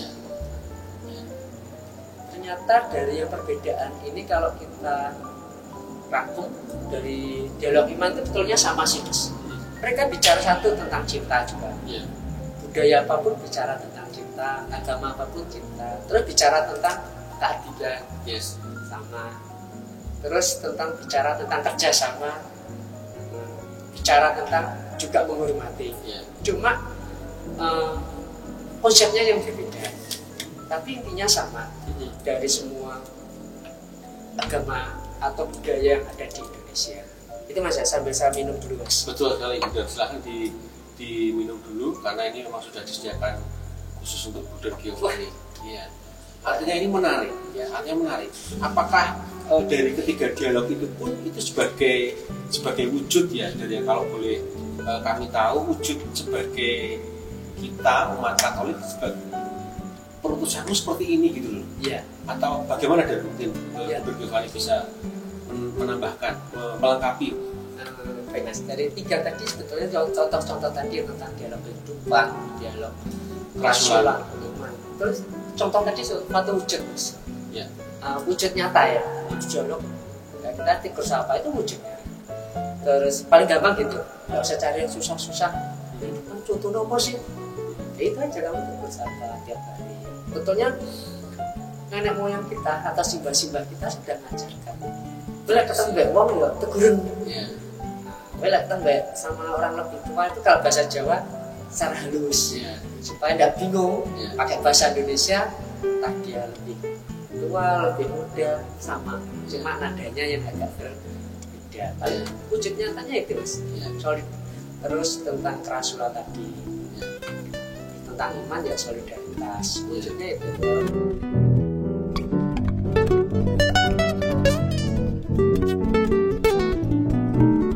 Secara nggak langsung bagaimana nih rasa mencintai Indonesianya terhadap pluralisme di Indonesia ini bagaimana? Bagaimana? Saya tak minum dulu. Ya boleh diminum. Saya ini sudah hampir habis ya. Maksudnya berarti harapan kita ke depan Iya, betul sekali. Ya jelas pasti ya saya sebagai orang muda dan juga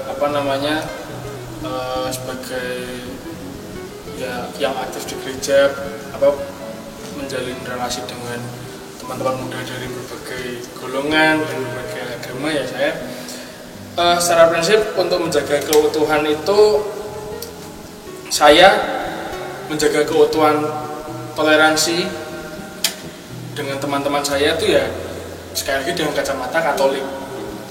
Nah, yang saya pegang maksudnya prinsip saya sejak awal maksudnya yaitu saya memegang prinsip kasih atau hukum kasih. Kan ya maksudnya kan dasar dari iman Katolik yang saya tahu kan juga itu. Jadi ketika saya berbuat baik, ketika saya menghargai dan menghormati sesama siapapun mereka ya itu saya rasa bentuk pelayanan saya pada Tuhan. Nah itu ya juga menjadi harapan saya juga pada teman-teman kaum muda terutama OMK yang lain juga harapannya saya teman-teman bisa mengikuti semangat seperti itu karena itu merupakan dasar. Termasuk dari Ari juga. Ya tadi kacamata Katolik kamu beli di mana? Beli di Kauman. Pluralisme atau? Kacamata Katolik beli di Kauman. Plural itu. Oke, boleh. Nah itu tadi mungkin kalau dari Jangan saya mungkin. Pasti dari saya. Pasti dari saya. Kalau dari saya dari kacamata saya. Kacamata beli di mana? Baleni Mekah. Dari kacamata saya yaitu sih di sini saya memposisikan diri sebagai orang Katolik, tetapi saya juga sebagai orang Indonesia juga, seperti semangat yang diberikan oleh Monsinyur Sugio Pranoto yaitu 100% Katolik, 100% patriot atau 100% Indonesia.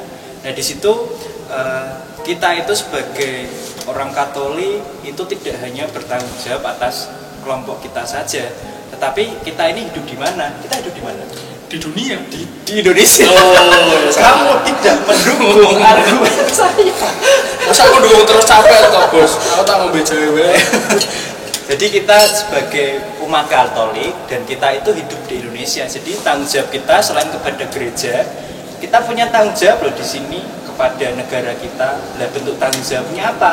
Nah itu tadi kita kembali ke awal, di Indonesia itu keadaannya seperti apa?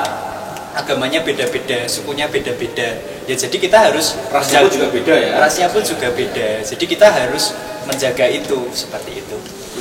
Dan yang terakhir ini sih berbuatlah baik kepada semua orang tanpa terkecuali, sebarkan kebaikan. Dan tadi Kita harus meniru virus corona. gimana Pak? Virus corona itu tanpa pandang bulu. Nah, itu Kamu mau sukunya apa, rasnya apa, kena semua. Nah, itu tadi. Dan ini aku sempat baca juga tadi quotes dari almarhum Gus Dur. Oh iya. Boleh saya baca nggak? Boleh. Soalnya kalau nggak baca saya nggak paham. Oh oke. Nggak apa ya? Makanya saya boleh Ini ini. sudah saya cari loh, Oh, masa iya. nggak dibaca? Iya, siap. sudah dicatat ya. Oh, silakan yang nulis kan kamu. Iya. Ya itu. Ini dari almarhum Gus Dur ini sangat mengena sih buat saya.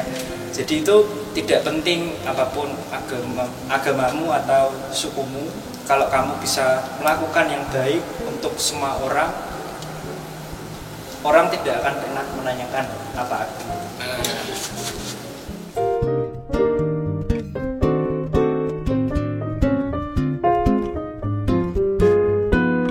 Juga sekalian nih untuk sebagai penutup, termasuk juga untuk menyadarkan generasi muda kita, generasi adik-adik di bawah kita ya, terutama yang saat ini, supaya paling tidak dengan adanya kita diskusi seperti ini, minimal kita sudah meninggalkan jejak digital yang baik, Mas Arief. Nah ini apa ya yang perlu kita sampaikan untuk adik-adik ini menurut Mas Arief, supaya bagaimanapun juga perbedaan itu memang tetap ada, apalagi di dalam negara kesatuan Republik Indonesia, Mas Arief. Ya, saya pesan buat adik-adik, belajarlah mengenal perbedaan, belajarlah mengenal kita berbeda dalam hal agama, dalam ras. Jangan terlalu mudah memberikan label, jangan terlalu mudah memberikan stigma, jangan terlalu mudah memberikan penilaian buruk pada pihak lain yang kebetulan berseberangan pemikiran dengan kita. Mencobalah berpikir atau melihat dari perspektif orang yang berseberangan dengan kita. Ya. Kita mau menilai Kristen, mencobalah berpikir dengan cara Kristen, tapi tidak perlu kita mengimani Kristen. Mau mencoba menilai Islam, percobalah berpikir dari kacamata Islam, tapi nggak perlu kalian menjadi Islam. Tapi dengan cara mengenal itu, kalian akan saling mengerti bahwa kita memang berbeda, tapi perbedaan ini harus yang perlu dirawat. Perbedaan ini adalah anugerah. Bhinneka Tunggal Ika kita, kekayaan bangsa kita yang perlu dirawat. Dan kalau kita nggak saling mengenal, kita akan nggak bisa memahami apa itu Bhinneka Tunggal Ika.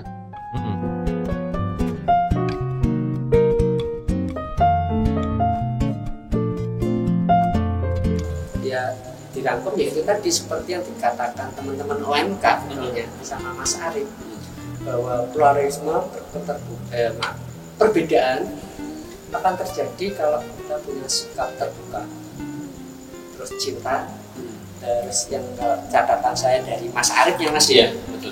Itu ada penyadaran dalam diri bahwa saya berbeda, tapi berbeda tidak menghalangi saya untuk berbuat. Ada yang berbeda itu. Saya menangkap dari Mas Arief itu. Jadi wujudnya yuk cinta ini mau saya berikan wujudnya apa ya? Kalau dari dialog tadi wujudnya ya itu tadi Mas. Kalau tadi diwujudkan dalam kehidupan sehari-hari lah. Teman-teman OMK kumpul dengan yang berbeda, entah di sekolah, entah di kampus. Dia tidak pandang dulu saya si ACT, tegur sapa, ngobrol yang kadang nggak ada juntrungnya. Tetapi karena yang dibahas bukan iman mereka, bukan agama mereka, lebih dekat, lebih cair ya. Coba kalau kita ketemu langsung ngomong agama Mas, saya yakin teman-teman OMK atau siapapun malah bisa musuhan.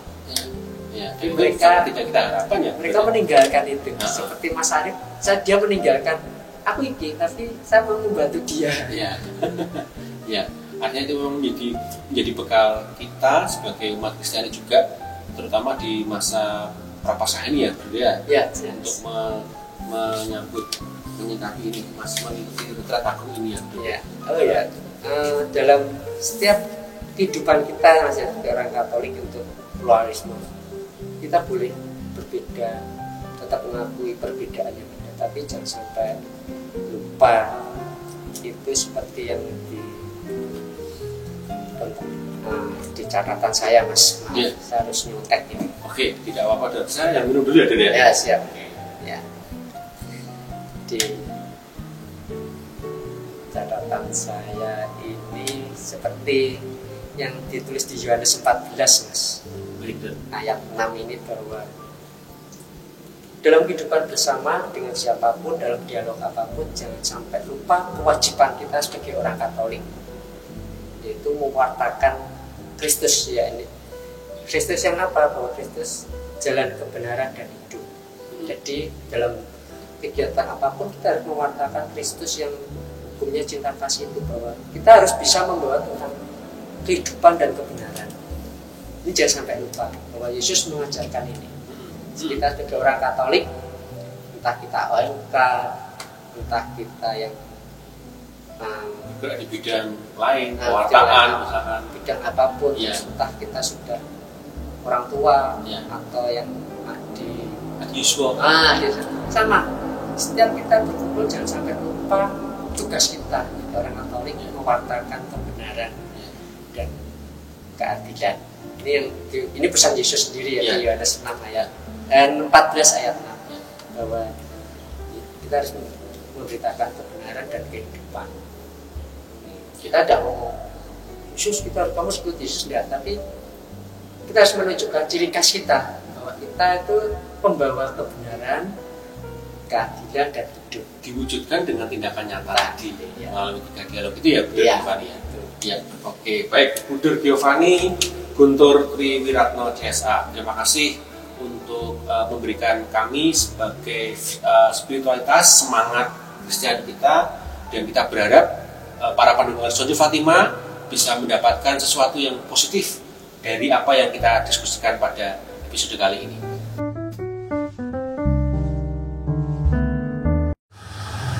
Dalam nama Bapa dan Putra dan Roh Kudus, amin.